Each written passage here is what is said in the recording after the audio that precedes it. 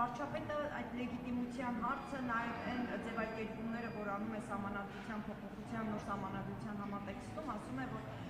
ժողովուրդը ի վերջո պետք է փաստաթուղթը ընդունվի այնպիսի ընթացակարգերով, որ ժողովուրդը դա իսկապես համարի իրենը, այսինքն ամբողջությամբ ներգրաված լինի այդ սահմանադրության ստեղծման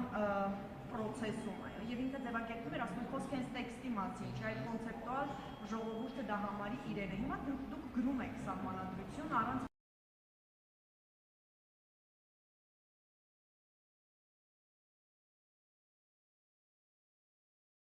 հայեցակարգի միանգամից տեքստ եւ ինչպես եք պատկերացնում, արդյոք հնարավորություն մարդկանց չեք զրկում արդեն այդ հնարավորությունից ներգրաված լինել նոր սահմանադրության ստեղծման գործընթացին։ Դե նայեք, նույնիսկ եթե հայեցակարգը մշակվեր եւ այլն, հայեցակարգը այնպես չի, որ ժողովուրդը պետք է հանրաքվեով ընդունի, հետո նոր անցնի տեքստի քննարկմանը։ Մենք հիմա այդ նույն process-ը, քանի որ ունենք այո ժամկետների խնդիր, այդ նույն process-ը կարող ենք համատեղել եւ ունենալ տեքստ, որը կարող է նույն կերպ քննարկվել նաեւ հանրության հետ, քանի որ տեքստինքից նաեւ լինելու է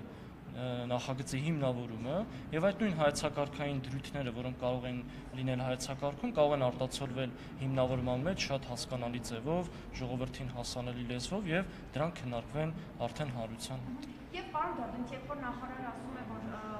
նոր սահմանադրությունը չպետք է խոչընդոտի խաղաղության պայմանագրի, այսինքն նոր սահմանադրությունը չպետք է վտանգի, բառացի ասեմ, խաղաղության պայմանագիրը եւ խաղաղությանը միտված հարաբերությունները, այս բառացի եմ ասում, դա ինչ է նշանակում, օրինակ բացատրեք ինչ մենք հասկանալու։ Կրկին ես կդժվարանամ մեկնաբանել տիկին նախարարի խոսքը, բայց հավանաբար տիկին նախարարը նկատի է ունեցել այն հանգամանքը, որ քանի որ գրվելու է նոր սահմանադրություն, բնականաբար այնտեղ չպետք է այնպիսի դրույթներ լինեն, որոնք կարող են արմատական ազդեցություն ունենալ Հայաստանի Հանրապետության որպես պետության, գոյության առումով եւ նաեւ իրավաքաղաքական լուրջ ցնցումների չհանգեցնի։ Հիմա Ալիև ասում է, որ ձեր սահմանադրությունը ունի այդ նախաբանին հղումը, անկախության հռչակագրին հղումը, նախաբանը եւ հենց սա խաղաղությանը խանգարում է։ Սա արդյոք, եթե նաեւ նախարարի այս ասածն ենք հաշվի առնում, սա արդյոք նշանակում է, որ սա խանգարում է փաստորեն։ Սա մենք դուք կառավարությունը կհամարեք խաղաղության խանգարում։ Դե դուք դա Ադրբեջանի Հանրապետության մեկնաբանությունն եք ասում, իրենց պաշտոնատար անձանց, բայց եթե նախարարի խոսքին եք հղումանում, եթե չեմ սխալվում, նախարարը նույնպես նշել է այն մասին, որ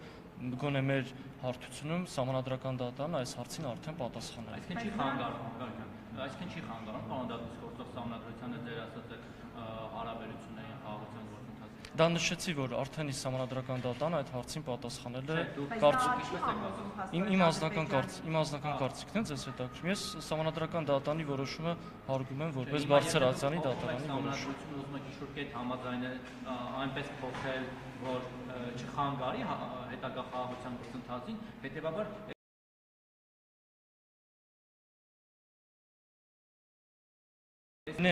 չլինեն այնպիսի փոփոխություններ, որոնք կարող են նման ազդեցությունների հանգեցնել։ Պարոն Դադուց, բացի այդ քաղաքական մասից, որ սահմանադրությունը պետք է լեգիտիմ լինի եւ նոր սահմանադրությունը ընդունելու պատճառներից մեկն էլ դա է։ Սահմանադրությունը ինչի համար է ուրիշ փոխվում, այսինքն ինչ առանցքային փոփոխություն է լինելու այդ սահմանադրության, այդ նոր սահմանադրության մեջ, գլոբալ փոփոխություն է լինելու, որ միանգամից այսպես մենք զգանք այդ գլոբալում այդ բումը։ Մի բան էլ ես ավելացնում, այսինքն կառավարման մոդելի փոփոխություն, օրինակ խորհրդարան։ Չէ, դրանք այդ հարցերին արդեն սահմանադրական բարեփոխումների խորհուրդը պատասխան տվել է։ Հայեցակարգ նշեցի քիչ առաջ, որ հայեցակարգային այդ փաստաթուղթը, եթե չեմ սխալվում, անցած տարի մամուլում շրջանառվում էր եւ այնտեղ ուղղությունները կային, բայց այս պահին ասել թե ինչն է փոխվում կդժվարանա, որովհետեւ դեռ չունենք տեքստը։ Հիմա մենք աշխատում ենք եւ պետք է խորհրդի հետ դրանք համաձայնեցնենք, հետեւաբար հիմա ինչ էլ ասեմ, հետո կարող է շահարկումների տեղիք տալ առնվազն օրինակ խորհրդի անդամների կողմից, որ իրենց հետ առանց քննարկելու կամ համաձայնեցնելու մենք թեզեր ենք արտահայտում, որը իրենց հետ չի քննարկվել, հետեւաբար կառաջարկեմ, երբ որ արդեն հիմնական թեզերը լինեն փոփոխություններ եւ առնվազն գոնե խորհրդի անդամների հետ քննարկած լինի, այդ ժամանակ արդեն քննարկենք, թե ինչ փոփոխություններ կարող են լինել։ Պարոն Դադուց, կարող ենք ձեր խոսքից ընդհանուր այսպես բան անել, որ դուք միանգամից հայեցակարգ չեք բանանում, միանգամից տեքստ եք գրում, որպեսզի հասցնեք մինչև խորհրդարանական հերթական ընտրությունները ունենալ խորհրդի կողմից հաստատված սահմանադրության տեքստ։ Խորհրդի կողմից գոնե առնվազն քննարկված, դե ֆորմալ առումով այո, խորհուրդը պետք է հաստատի վարչապետի որոշման, խորհրդի կողմից քննարկված եւ հնարավորինս համաձայնեցված տեքստ, որպեսզի նաեւ այո հասցնենք վարչապետի հանձնարարած ժամկետում դա իրականացնել։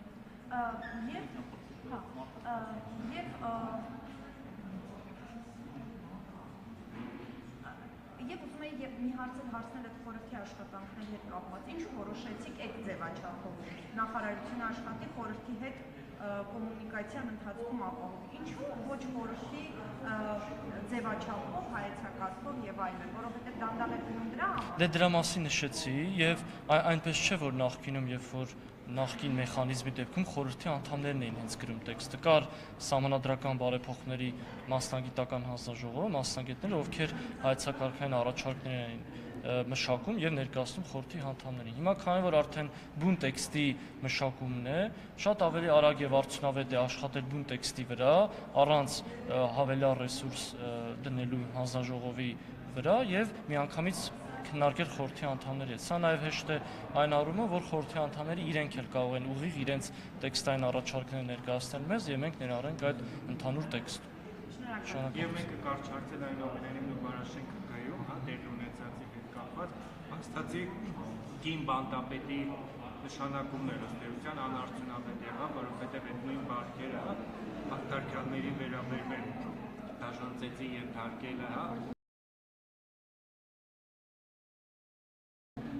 շարունակումը հետվայդ երևույթները մնալ հերակատարողական հիմնարկներում, որնակ մենք եւս հազանգ էինք ստացել ծմադատապարտիաներից, ով մեզ պատում է, որ